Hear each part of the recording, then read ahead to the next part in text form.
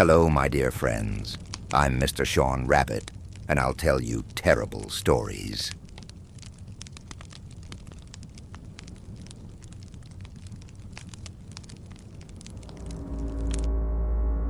In June 1972, a woman walked into Cedars-Sinai Hospital, dressed in a white coat stained with blood. This in itself wasn't unusual. People involved in accidents near the hospital often sought medical help, but there was something about her that made everyone around freeze in terror, and then turn and run. She didn't look entirely human. Her movements were fluid, natural, but her face was flawless. Too flawless, like a mannequin. No eyebrows, no makeup, smooth, emotionless.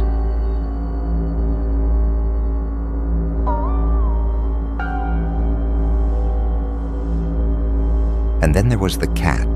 She held it between her teeth, jaw clenched so tightly that her lips covered her teeth entirely. Blood dripped from her coat, pooling onto the floor, and then without a care, she pulled the cat from her mouth and tossed it aside.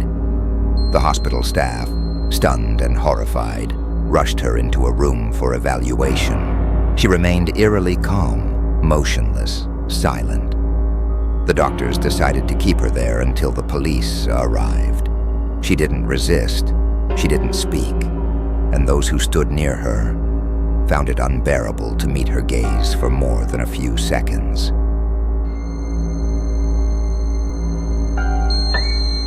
Then as soon as they tried to examine her, she fought back with inhuman strength. Two doctors struggled to hold her down as she slowly sat up, still expressionless.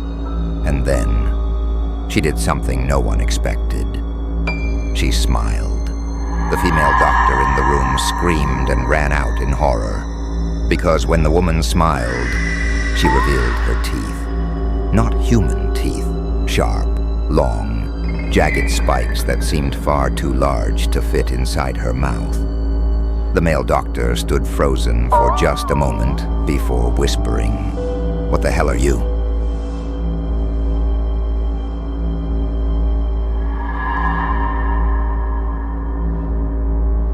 She tilted her head to the side, her neck cracking loudly as her grin stretched even wider.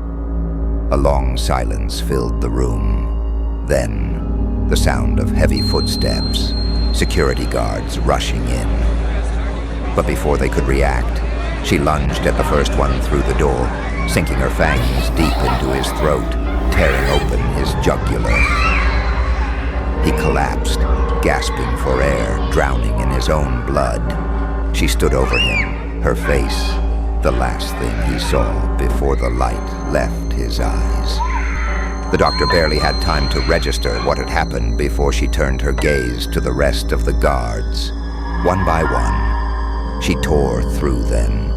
The only person who survived that night was the female doctor, the one who ran.